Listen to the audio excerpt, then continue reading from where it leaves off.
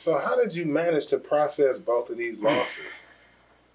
I didn't really, I ain't gonna lie. I just basically just, like I really didn't manage them. I just really in a way just pushed them in the back of my mind. You feel me? You feel me? And that's why every time I bring it up, bro, and speak about it, it's like I cry. You feel me? Even though I don't want to cry. Yeah, because I don't bring it up a lot. I try to like avoid their music sometimes. So I don't play that music. I don't play that video. Yeah. Because like it's gonna bring it back out. You feel me? We had this stigma in our community where they feel like black men are supposed to always be strong. We're supposed to just be robots. We don't have feelings, and if we cry, it's a sign of weakness. Yeah. That's pure bullshit. It is. Yeah, so that narrative should be changed, man. And if you want to get something out, bro, go ahead. To get it out. Yeah, man, that shit don't matter. Crying does not make you a softer person. It don't. And see, like I don't even believe that. It's just that me, I basically practice something called stoicism, where it basically tells you it basically tells you like in a way like to hold your pain in and keep going and get to the next level, because crying ain't gonna solve nothing. None of it gonna solve nothing. But how do you let your pain out though if you just hold it in? You don't, man. You don't. You just don't sound healthy. In there. It sound healthy. No, because they said if you keep going through traumatic issues, just forget about it. Yeah. Put it in the back of your mind. Yeah. It ain't going nowhere though. Yeah. It's not going nowhere. Just like you might hear a song and think about it and you start to tear up. Yeah. It's not going nowhere. So you gotta face whatever traumatic issues you got going on, bro. It's important. Yeah, it is. It's very important, bro. It's just all about like who you express it to though, bro, because like growing up I realized like that no matter how much a person say I feel your pain, they can't. It's no way they can feel. A lot of times people say that just because it's the thing people say. But people really, you can't really feel what somebody else is going through unless you're going through it. Exactly. Yeah, man. Exactly. So I understand that you practicing this. Yeah. But yeah, you might want to do a little bit more research. Yeah, I know. We all need healing, man. Definitely. I agree. Yeah. I agree, man. So fast forward a little bit. You have some interesting turn of events in your bio. What was going on with you when you were in the courtroom with your dad when he was sentenced unexpectedly to 5 years? What type of case was he fighting? Man, all these questions are real dark, man. Yeah. So it's called Uncomfortable Conversations, brother. It's definitely uncomfortable conversations, man. Yeah. It's definitely uncomfortable conversation. Yeah. I'm digging it though, man. I'm digging it. Alright, so me and my dad, basically at the time, and these last 5 years, it's like my growth was at light speed because I didn't experience so much pain, so much trauma, you feel me? And pain and growth for me is like hand in hand. The more I go through, the more experience I get. I get so it can build character. Yeah, build character also. So I grew at light speed, I feel like. So 5 years ago, I wasn't who I am now. You feel me? So I didn't know a lot of the stuff about the court system, about nothing, you feel me? So him and me going in there, and he really had a bad lawyer, you feel me? But I knew enough like to tell him, like, man, he ain't telling you the right stuff, Pop. Yeah. But basically, me being younger and him already going through this, like, he like, man, I got this, son. You feel me? So basically, him and me end up going in there. We ride in there, expecting basically a a plea, you feel me? Just a plea to sit and not get sentenced on the spot. The spot, because that was something that I never experienced or even seen. Like I seen people plea and then it'd be like a date set for the sentencing, but they on some immediate sentencing, you feel me? And this was just for something as simple as a gun charge, you feel me? A gun charge, but he had priors and all kind of shit that I didn't even know about. Like, I didn't know a person could have lifetime probation. I never heard of that. Yeah. If I ain't never heard of that shit. Yeah, I'm like, what the fuck? It's lifetime. They actually want you to get caught up again. Yeah. Lifetime probation. Yeah, that's crazy. That's crazy. So yeah. So basically, him and me in there for a gun charge. You feel me? A simple gun charge. And the moment that he say guilty, I plead guilty, man, the judge, I mean, I'm talking about, like, his judge, like, was really a whole ass judge. You feel me? Like, you know, like how you get some judges that just, you can see it, you can feel it, for sure. Yeah, and then his judge, like, I think his judge, like, his son had passed away before due to a gun or something. So, so it was really some animosity there about a gun charge, you feel me? So he really, the moment that he said, I plead guilty, I'm talking about, I ain't never seen a judge bang the gavel so fast that he said, all right, bro, immediate sentence, 90 months, 200 months, 700 months. Because, like, in the court, everything go about months, you feel me? It's never just like the direct year. You feel me? They was 500 months. No, they have you adding it up. They have you adding it up like 70 months. 12, 24. Oh, 30. God damn. So like all of this being my first experience, like in a real court with real shit like that. Like I'm hearing these numbers and shit, so I be crying. I'm like, what the fuck? 500 bucks, 200 bucks. You feel me? So by the time the judge said the months, because he's saying this shit fast, you feel me? He said 20 months, 70 months, 80 months, this on top of this, this on top of that. And so he's saying it so damn fast, bro. It's like an auction, bro. You know, like they be like, oh, what's going on? So you feel me? So by the time he say this shit, man, I'm talking about, bro, this was probably about a minute and a half. Yeah. By the time he say this shit, they immediately grab my dad. And like the door is right here, bro. My dad here, I'm here. You feel me? They immediately grab him. I just vaguely remember just him just looking back. I was like, damn, what the fuck? You feel me? You feel me? And they instantly just pushed him in the door. Yeah. You feel me? I didn't get time to go hug him or do nothing. And it was probably, I ain't gonna lie. The one thing I do regret about that day is that I let them put some type of fear in me by me not going and hugging my dad. You feel me? I could have, you feel me? At least hugged him, bro, or walked over there. But they make it seem like they in charge. Charging so you can't talk in the court. That's the court, you can't do this, you can't do that. Of course. Yeah, and that's like my biggest regret though. I should have hugged him, bro. At least, bro. You feel me? So that was I think we always have regrets after the fact that we can't do nothing about. Man. So, did your life change in any way after he was incarcerated? Man, my life changed drastically that year, and not just because of that. You feel me? It was just like that year was like my biggest growth year. Like that year was a year that I changed. Like I changed so much and blocked off so much shit out of my mind, and that was like 2019, right? I changed so much and blocked so much shit out of my mind. I seen a female I knew in 2017 or 2018. You feel me?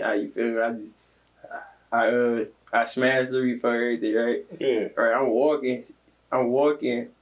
She drive up on me like, hey, how you doing? And like I'm puzzled. I'm looking like, who the fuck are you? And that really made her hate me. She upset. What the fuck? You don't know who I am, because she don't know like how much shit I just been through that I blocked everybody who didn't. You feel me? Who didn't directly impact the new me.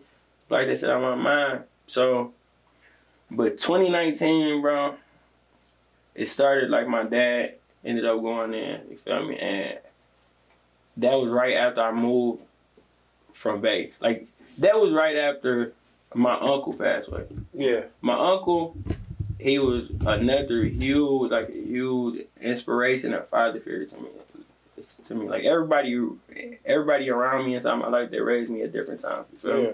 My dad, stepdad, my granddad, my uncle, like they all had different meanings in my life. Feel me? So I lost my uncle. I was in Vegas at the time.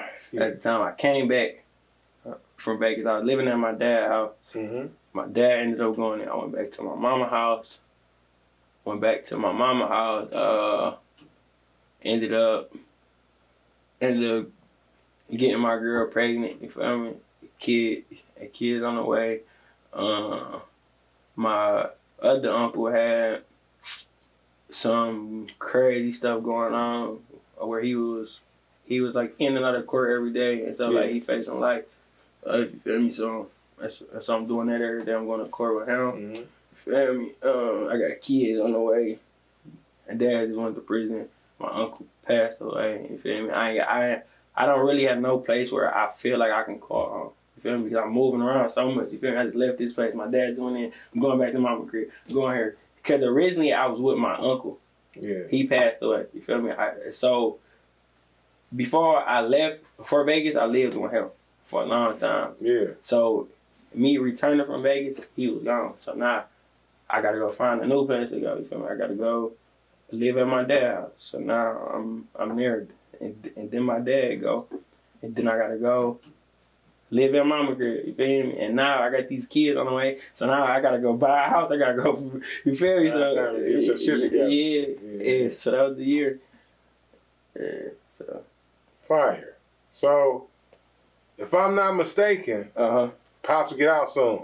Yeah, man. He get out in 3 days? 3 days, man. You got something planned for his homecoming? I got a lot planned, man. What you got going on for him, man? What you got going on? A lot planned, man. Cause like him and me planning on doing music anyway. And he do music too? Yeah. Yeah. That's a fire concept. Yo, he actually my dad, like, see, growing up and stuff, like my teenage years, I was doing music, but everybody, they had other plans for me, like as far as going.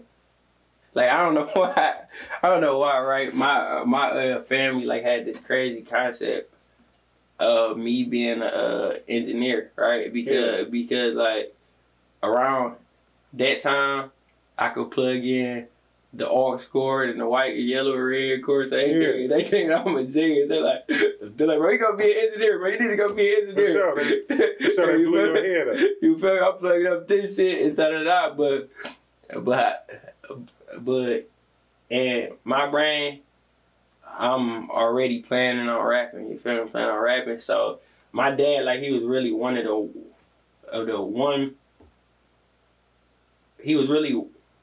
the people that really pushed me to do music. You feel me? And told me I could do it. So that was like a big thing. So after he come home, him and me about to instantly start it off again. You feel me? I've been doing the groundwork. So are you familiar with Hit Boy from Cali? Yeah. And his dad, Big Hit? Yeah. It's a dynamic duo. Yeah. So one of the things in our community that is lacking, really, that's sad to say, is fathers in the home. Yeah, definitely that. So it's actually dope to see a son and his father collab together and make music. I think that's dope, and I think y'all really should do that. That's fire. Yeah. Heck yeah, man. Appreciate that. Yeah. So now, people all have their stories about having near-death experiences. I ain't like that breath, man, you just took. Like, it's about to get real deep. I'm just saying, brother. I'm just saying. So that's a long time, man. So I'm just saying, we finna get into it. Right. So So you know how people have near-death experiences. They might see a tunnel with light down it. They might see something darker. So in your bio, you mentioned going into man, I know coma. what you're about to say. Yes. And it's crazy because this song not really blacked out of my mind more than anything. Like, yeah. So now we gotta get this out. So you mentioned going into a coma and the devil trying to steal your soul. Yeah. Can you walk us through that? Yeah. First though, I'm gonna tell you this, you feel me? Something I just found out, you feel me, a few days ago. Yeah. That I never knew. Yeah. From a family member. They told me, right, in the 1930s, my great-great-grandmother, she had an experience in a different state where the devil tried to get her to sell her soul. You feel me? And a few other people inside of my family had this same experience. You feel me? And like I don't remember the full story because I was doing a lot at the time, but I think like she told me like after that it was a curse on our family or something like where. That's deep. Yeah, it's okay. I never heard that would make me want to dive into my family tree. Definitely. I really been thinking about like the ancestry.com stuff just to see where. Only thing though, cause like I've been planning on doing that, but the only thing about that is that I don't feel comfortable giving out my blood, like my DNA. You feel me? Because you don't ever know what other shit they gonna do with this shit. You feel me? Yeah. Hey, yeah. So how did you get through that? The coma situation? Yeah. So basically, right. I'm gonna tell a shorter version of it. Sure. Not the long version, but basically, long story short, right? I remember one day, a lot of people talk about being woke. You feel me? So they talk about having a third eye, pineal gland. Yeah. Feel me? So I was curious about it. You feel me? Researching it, and I remember one day I'm just like in there, just in the dark, just meditating. You feel me? For like a whole day, sitting there just meditating. You feel me? I'm doing the whole bang. You feel me? I'm sitting there, I'm sitting there doing this shit for a day, and and now like I'm thinking about it, I don't even know why I was doing that shit. Like what made me want to do that? You was curious, maybe. Yeah, but basically, so the next day, feel me? The next day I get up and I basically sleep the whole day. My cousin called me at about 9 or 10 at night. Yeah. It's New Year's Eve, you feel me? So it's like the last day of the year. You feel me? I don't know if that played a part in this shit, you feel me? Open some type of pores or what the fuck. But like it's like the last day of the year and when we go to like this New Year's party, you feel me? Where everybody like I instantly remember right that I didn't all the way feel like myself, you feel me? It's not like I'm thinking about it, it felt like I'm seeing this like a movie, feel me? Because like the moment I get there, everybody handing me blunts, you feel me? And like I'm just autopilot, everybody give me blunts, they give me this, I'm moving, I ain't slowing down, you feel me? So basically I do all that, you feel me? Drink everything. The next day I get up perfectly normal, you feel me? I ain't got no hangover. I got nothing, I'm perfectly fine. And we get to, like I probably wake up at about 9 in the morning, perfectly fine, all day. At about 2, we leave because it was in Ep6, you feel me? So, Ep6. So, we leave, he dropping me off, and I remember him and me just riding and smoking, we playing music. And like my eyes just like started to turn black, like they just started to, you feel me? I just started to nod off like that. You feel me? And then stuff like the next thing I remember, I guess like I'm asleep that whole ride. he ride to his grandma's house. You feel me? He get me up, boom, boom. You feel me? I get up, I go in the house.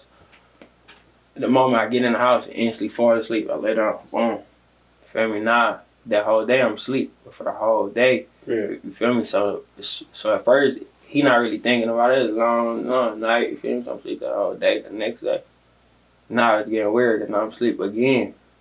For this whole day, I'm getting up and going to pee, and the lamb ain't down. Feel me? Sleeping. It's like I can't get up. I can't say, whoa, I can't to go do my normal functions, go pee. Feel me? Hey, yo, boom, I fall back to sleep. So after probably I want to say the second day of me doing that, he called my mom. Mom like to tell her that like it's something weird going on this stuff with me. So he drive me home, go home, instantly fall asleep. Fall asleep and sleep that whole day. And now this is where it get crazy, you feel me? Because for like this first 3 days, probably 4 days, I'm asleep. Feel me? And on this third or fourth day, because no, actually, it's a part I missed, right? The scariest part of this shit was because, like, you know, like how when you have a nightmare, like you have it and then you feel like relief after you realize it's not real. You're like, oh shit. I know exactly what you're talking about. Yeah. In them situations, for me, it was more so visions than a nightmare, though. Yeah. It was like it really did happen. Yeah. Yeah, but sorry about that. Go ahead. Yeah, so look. So basically, I'm in there having nightmares. It's like I'm sleeping all these days. It's like a nightmare, but I can't wake up. You feel me? So basically, imagine a nightmare that don't stop. You feel me? This shit going on for 24 hours, 48 hours. You feel me? Like I'm hearing a lot of crazy shit. Like I vaguely remember this voice telling me and shit. Like my auntie and hell and shit. It's like on the 7th floor. You feel me? So it was just like a lot of shit I'm hearing. I'm hearing a lot of voices. I'm hearing a lot of shit. And it's basically like a nightmare, but it feels so real. You feel me? I can't get up. So on this third or fourth day, I just hear two voices. You feel me? It sound like God, and it sound like the devil, right? Yeah. Oh my bad.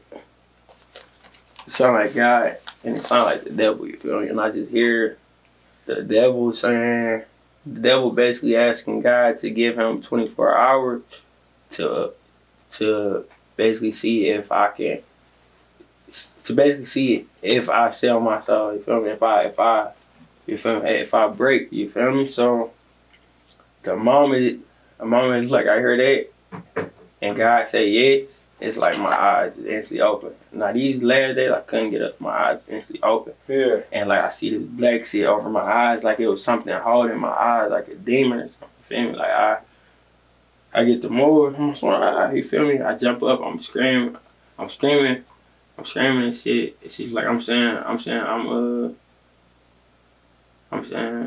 good, man. I'm woke, man. I'm woke. You feel me? But nobody in the house. Everybody left, I guess. So basically, I'm saying that, and like I go like in the kitchen so I can find some damn coffee beans. I'm trying to find the shit that I know motherfuckers use like to stay woke. So I'm trying to find coffee beans. I'm trying to find sugar. I'm digging in the cabbage. You feel me? Like I'm really eating this shit. Like I'm really eating coffee beans. Like I'm doing crazy shit, and I'm thinking it's gonna help me and shit like to stay woke, but the moment that I get to eating this shit, it's like out of nowhere, I just get this feeling like I'm tired. And then I just instantly go lay back down. You feel me? And the next thing I remember after that, this shit got crazy, shit got wicked, man. It's like I guess that day, my mama had called my granddad to come and bless my room and stuff like with holy water. You feel me? He a pastor. So like he blessed my room with holy water, all of that kind of stuff, and I get back up. You feel me? I get back up. Right now, I'm like in the dark room, you feel me? I'm inside my room, door closed, you feel me? You feel me? He left my room, I'm still asleep. I get up and I just hear everybody talking, you feel me? But I don't see them because my door closed, you feel me? So it's crazy because the moment that I got up, bro, and like opened my door, like I seen them, but they didn't look like them. They looked like demons, you feel me? So like I'm grabbing this up like my granddad head and saying I bind you Satan, because like me, I'm a person that grew up on prayer, you feel me? So I know like a demon can't like stop God, you feel me? So like you feel me? I'm grabbing his head and stuff, like I bind you Satan, I cast you out, and the moment that I said that, like it's like everybody turned normal around me and stuff. Like I'm realizing everybody normal. What the fuck am I doing? So basically, yeah, and then after that, man, it got real crazy. But they ended up taking me back to the hospital, right? The hospital checked me for everything. There was nothing on my system, nothing. So they were saying that basically there's nothing wrong with me, and stuff. And then and then they said I just vaguely, and then like everything after that, I can't even remember for real. A lot of crazy stuff. That's deep. Yeah, it's crazy. It's funny that you bring the dream part up about dreams that you're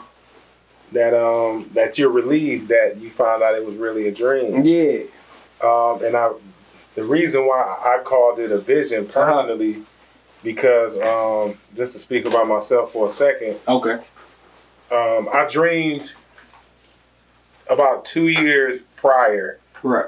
The whole scenario of me getting shot in my chest was a dream. And it was real? Yep. That's crazy. The moment the gun went off, I woke up and I grabbed my chest because it hurted. Like, normally, when you have a dream, don't hurt, bro. This literally felt like I got shot. It was a pain, and it made me jump out of my sleep. And about 1 or 2 years later, it happened exactly how I dreamed it. Crazy. Insane. Yeah. Insane.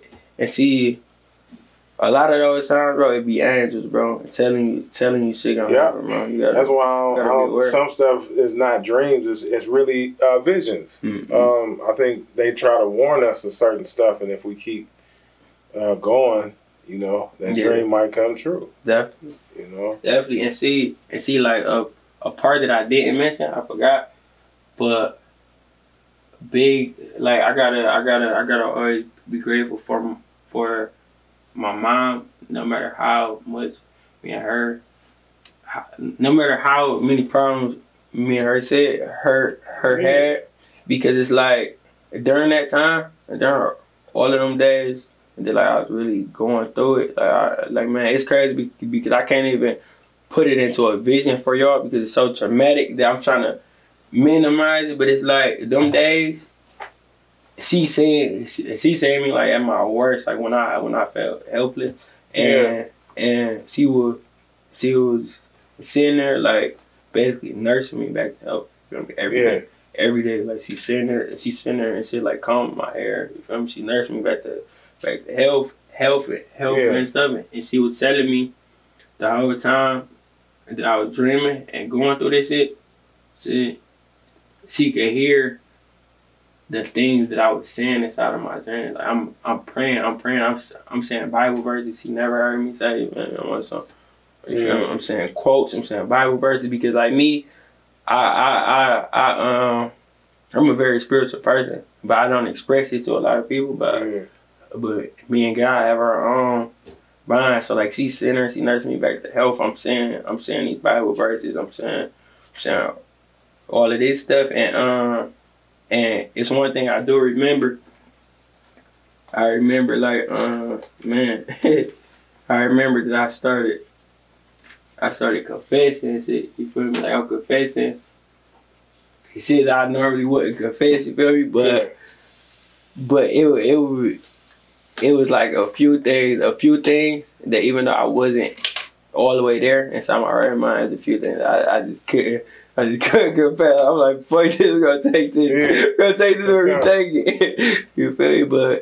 But it was a few things I did confess and ask God and stuff like to forgive me for. Yeah. For stuff, you feel me? So that was a real deep time, and I'm grateful for her, man. She really did it. Yeah, I mean, our parents can make mistakes, but if it wasn't for them, we wouldn't be here. Definitely agree. Yeah, you know, and I think sometimes we should give them some grace. Especially, they may have fumbled a little bit in the beginning, but if you see them trying to get better as they get older. Learning. Yeah, man, because, everybody human. Everybody human. And you don't really know what somebody is going through until you are them. Definitely no. So yeah. So speaking about so one thing I saw in your bio that was kind of disheartening was that stray bullet going in your kids through your kids' window while they were asleep. And see, wait, tell me how you felt when you made that discovery, when you found out that bullet came through their window. Right, and see,